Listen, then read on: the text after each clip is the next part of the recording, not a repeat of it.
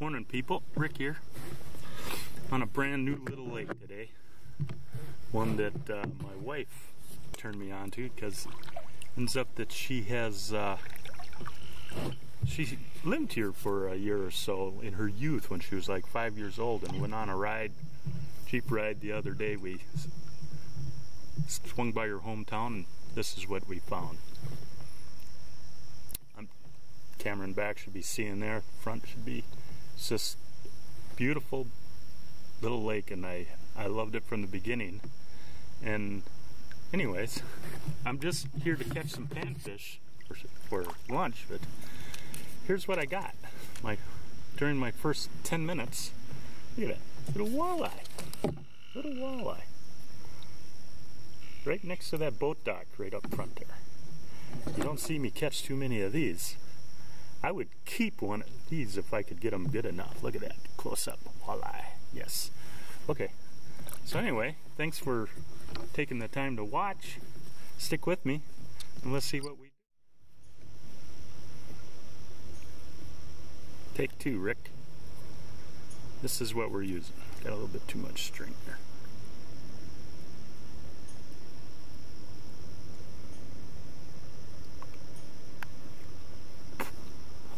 Sorry about that. 4-pound test line, little teeny tiny jig.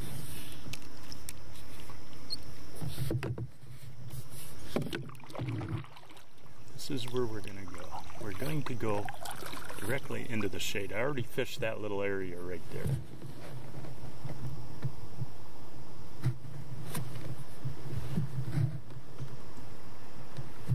Okay, we're on camera.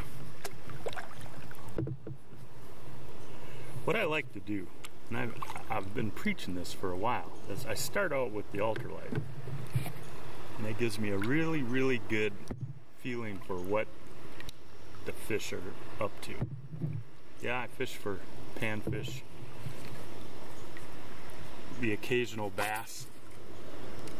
The thing is, if I catch a bass with this thing, you know, I've landed pretty good sized bass. Like this might be one right here. No, that's just a sunny. But a nice one. This might be a dinner one. It is a dinner one. Look at that. Nice half pounder. They're longer than my hand span. They're good to eat. So I'm not going to keep that one yet because we're busy filming. But what I like to do is start fishing with the ultralight. I kind of call it my fish finder. This thing, put a small little jig on here and you're going to catch anything that swims. Anything. I mean, I've caught northern pike, walleye, you've seen that, panfish, bass, you catch them all.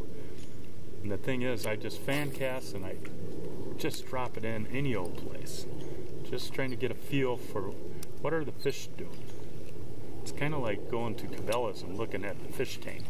You know, when you go to Cabela's and you see that fish tank and all the fish, the panfish, and those big monster crops and stuff are just hanging there doing nothing, you kind of got an idea that, you know, I don't know why, but for some reason they're in that neutral mood.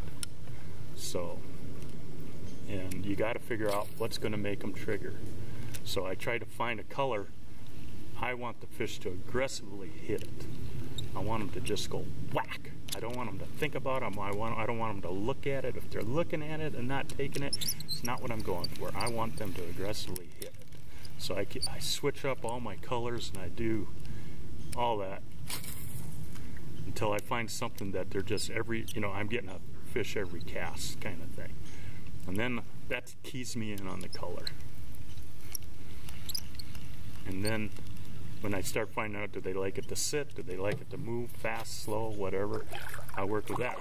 Now, I'll catch an occasional bass, you've seen me do that, but right now I'm targeting the smaller fish just to see, kind of get an idea of what the cousins and what the family's up to. This dock just looks so fishy. And then when I start to get a handle on what I think fish may or may not be doing, here's another one. This is a good enough spot to drop. I wonder if a stick would work. I might have to get one of them anchor sticks just to try it, because this is the kind of spot I want to just hang. I don't want to have to, in this no wind situation, it's pretty easy. But I mean, can you see this? Look at this. This is a target-rich environment, people.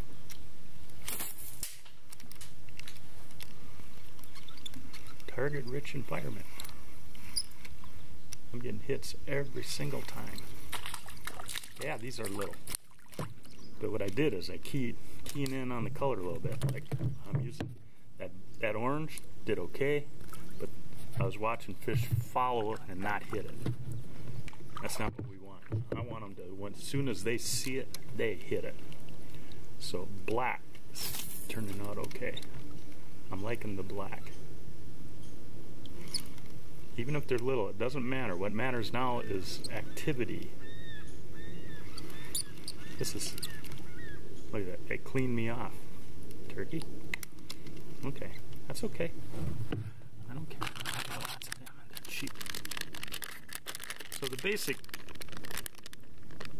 basic fundamentals of this pattern, I call it, is use something that's going to attract the most attention so you get something. And then from there, start tweaking up. Not only that, it's more fun to catch fish than to not. Does that make sense to you? You know, even these, on this ultralight, even these little panfish are just a ball to catch. They truly are. And you're really missing out on something if you don't. And plus, if I'm going to keep fish to eat, I keep the panfish, because you're actually helping the population, I believe, by keeping panfish. Otherwise, they're going to get stunted. Don't even have to. There we go. This one's got more meat to it, whatever it is. This might be a bass. See that? Snapped 4-pound test line. So I'm going to say that was a bass. I'm going to say black or dark colors is working. So anyway, I'll be back. I got to go get some.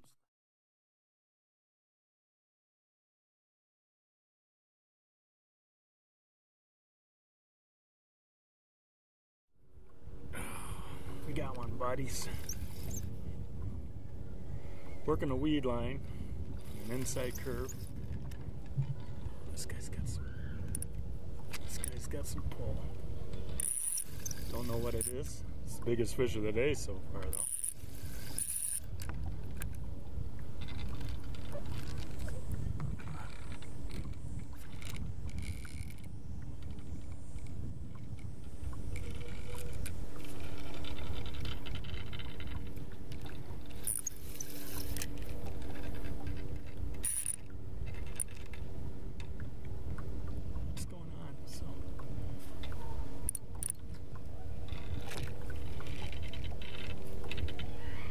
Don't know what this is.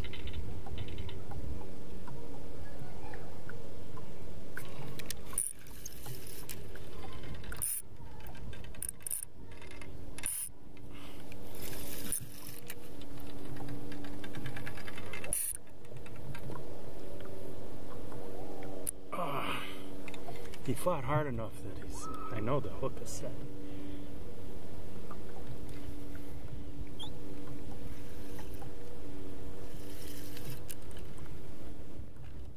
It's like he went around something down. It's like I don't have a depth finder, but there's some kind of structure down there he went under.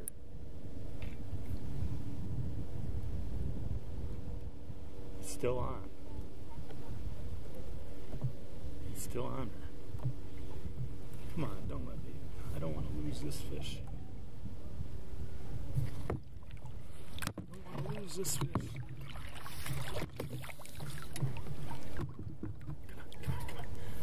Run out of batteries either, for gosh sakes.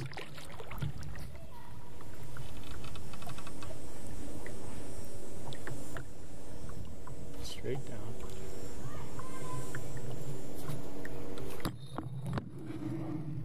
There's something down there that he wrapped around. Only thing I can think of is give him some slack. See if he wanders off. Fought hard enough that I know he's hooked. I was using a dark purple jig, and I'm out on the edge of the weed line, and there is weeds, but not many.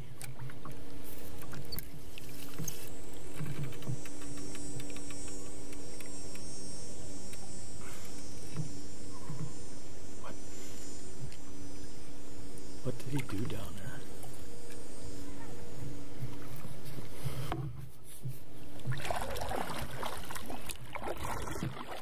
How can we get him? Let's try him from a different angle. I swear he pulled me into something.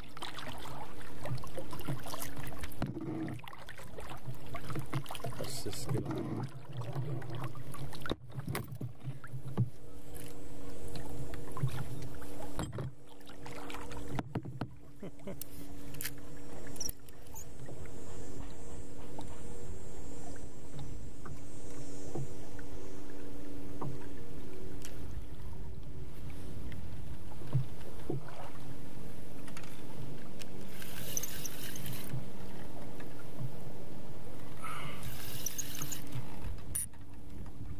Came up.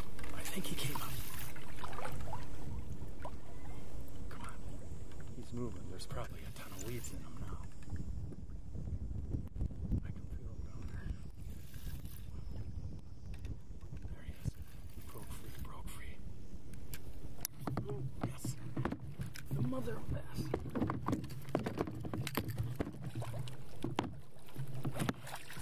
Oh, man. Got him. People. Whew. Look at the size of that guy. I might have broke 5 pounds. Look at that though. See that, people? Doing searching. Using an ultralight to figure out the pattern works, people. Trust me.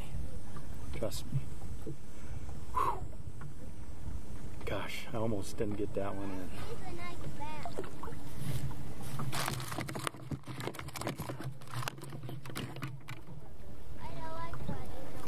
He buried himself down in the weeds, and it's just like, I couldn't move him. Checking the weeds, buddy. So, that's the biggest one I've caught on this lake. There he goes, heading towards you. These are future Fishing with Rick people. That's going to be on YouTube.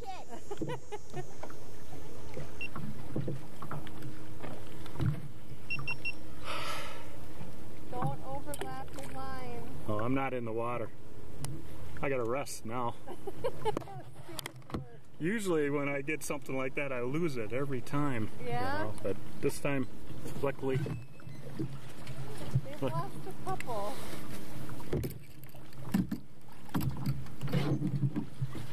Whew, that was fun. That was worth the trip. I can go home now.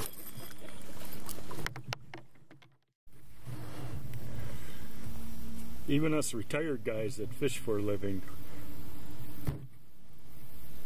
gotta take a break once in a while. Good coffee.